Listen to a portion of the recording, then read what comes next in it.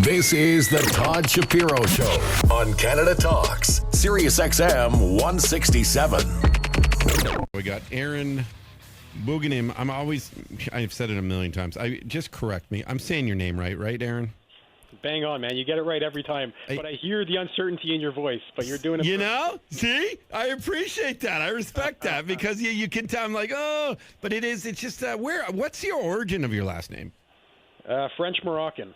I see. Yeah, so that's where the Nim comes from. Exactly.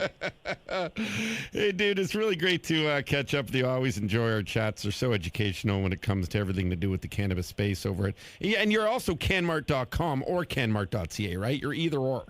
No, just .com. Oh, you don't have the CA. I think, doesn't CA get either, but I guess you promote the .com. Okay, I'm just making sure of that, too. Yeah. CannMart.com. And tell us, dude, how are we doing so far with sort of the announcement of the rollout? We spoke about it with edibles, and I know they're not quite on shelves yet and things. That's still about a couple months away. But what's sort of the word on the street and the acceptance of what's going down? Word on the street is people are they're gearing up. I mean, I'm expecting to see a lot of vape carts hit the shelves. Edibles are still a big question mark. Hydrocarbon products like shatters, waxes, live resins, also question mark. Don't know if everyone's going to be ready for December 17th, but we are certainly we're pushing hard, and we plan to have some of those products on the shelves in time for the launch date. You know, it's really interesting because I consider myself a guy that's pretty schooled in the cannabis space, and that was just because, since I was 19 and, our little lunch area, some guys would smoke some weed, and I'm 46 years old, so I'm old. But, there's still a lot of these names that float around, the residents, the shatter, the this, the that. And I always come back to education, which is why I like talking to you. When there's an experience for a consumer, in a very unpromotional way, how is the education getting across for people to understand these different terms who are completely newbies to cannabis but want to try it simply because it's legal? I think shows like this, there's a lot of conferences that go around across the country that have a B2C component. So, you'll have a platform where they'll have, speakers, panels, tables set up, and, they're really geared towards educating the consumer.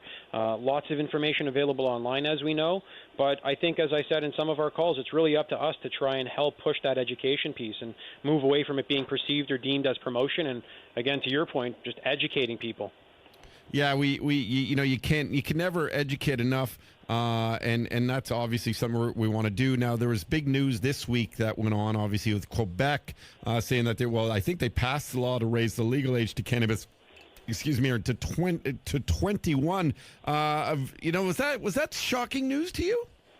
No, it's Quebec. I love the people of Quebec, but everything in Quebec seems to be different from the rest of the country. So yeah, it was news. I thought at the very least they'd keep it in line with the rest of the country, but nothing out of that side of the world surprises us anymore. Were there reasons as to why Quebec decided to do that? You know what? Not something I can comment on, to be honest. I Okay. have no idea why they did it, what the thought process was behind it. I just understand that each province is operating independently, as I think everybody does, and they all have their own logic behind why they, set some of these rules up. And I think, to speak to that point, you can look at what Quebec did with the home grow, the personal production. They started off not allowing it. Someone had to go and fight, and they changed it. And now you can cultivate at home. So who knows if, somebody takes issue with this, a 19-year-old that feels it's unfair that they live in Quebec and can't access cannabis, the same as somebody in Ontario can. And is that sort of that 4-plant rule that still exists? Is that sort of province-wide now? Yes. Aaron Bouganim is with us from CannMart.com.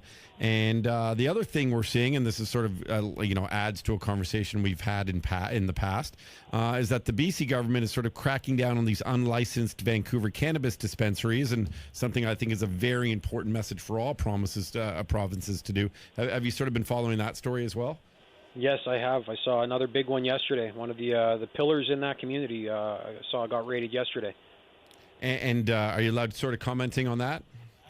There's really not much for me to say except, these guys have been at the forefront. And quite frankly, I think, cannabis is where it is today because of a lot of their fighting and activity.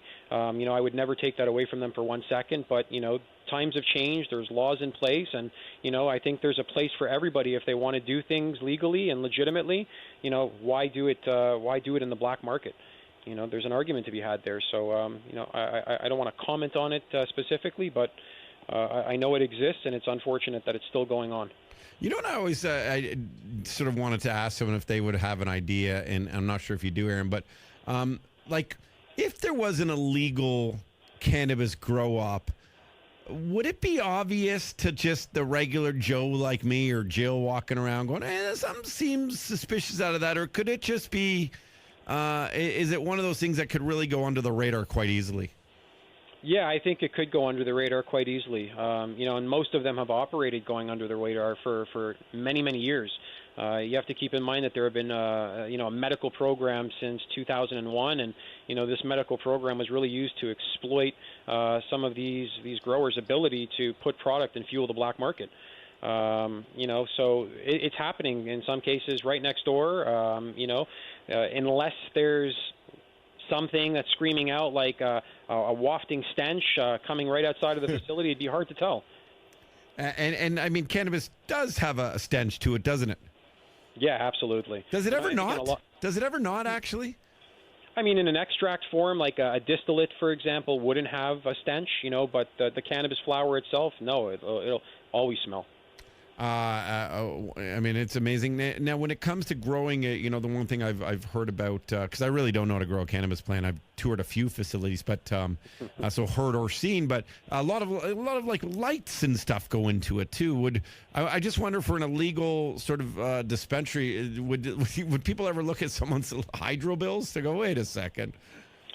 They do. I mean, absolutely. I don't know necessarily at the dispensary level or at the locations per se that they're cultivating the cannabis. It's typically done off-site, and a lot of these guys are paying hydro. Again, they're operating under the guise of a medical license. So they're growing cannabis legally. Are they distributing it legally? That's another story. Does the growth process, Aaron, amaze you, just watching that plant cultivate and harvest, and then from seed to essentially sale? Yeah, no, absolutely. I love it. I love being a part of the entire process and looking around. That's one of the things I take the most pride in, is going around the country and taking a look at all the products that literally make it onto our marketplace, and that start off, as you say, from seed, and we end up selling it. So watching that process and seeing it go from its inception to harvest it's an incredible thing. And ultimately, I mean, you're sort of growing, like we were saying, starting from a seed, and it's a plant. Has there been new technology into growing, though, that some might be amazed by? Sure. I mean, there are some variants in how cannabis is being cultivated, but for the most part, it's either being propagated through a seed or through a clone.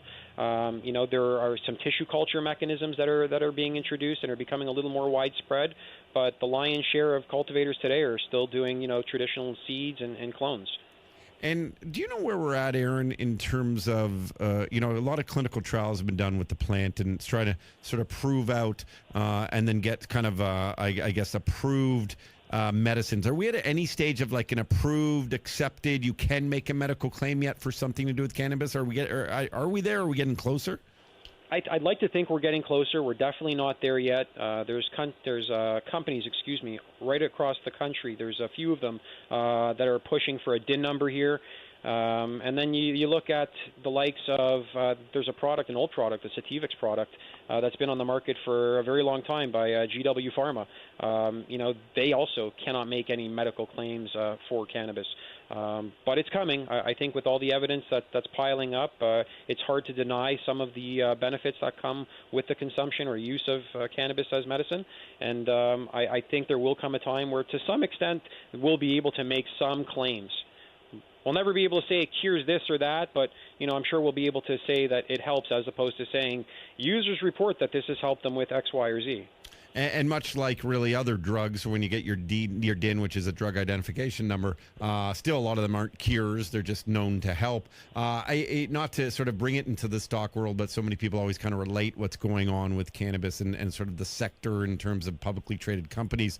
I feel like something that that would be a great catalyst obviously for the company who could be able to make that claim, but for the sector as a whole to every month I feel like it legitimizes what's been going on here, and I hope there is an announcement like that, quite frankly.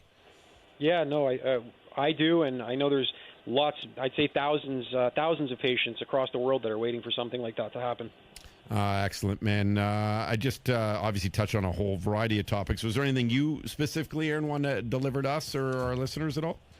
No, nothing specific. Again, it's always a pleasure to be on your show and share some of the wealth of knowledge and, get the word out there. I appreciate the time you give us. Yeah, man. Listen, I love talking to you guys, and like, my mission. Listen, dude, like there's not enough education going on this stuff. So the more we can have open conversations about cannabis, and I still think to myself about how many people really haven't tried it and just are kind of trying it because it's legal. And I'm like, well, try it because you want to know more about it. Do a bit of a deep dive, and whatever, platform we can help provide people for that deep dive. I think it's really at the end of the day more than most are doing. So we do appreciate your help with that. And we appreciate you considering us. Thank you again. Thank you, Aaron Bouganim from CannMart.com, our little educational aspect of the cannabis plant and, of course, the legalities going on in this country here in Canada. This is the Todd Shapiro Show on Canada Talks, SiriusXM 167.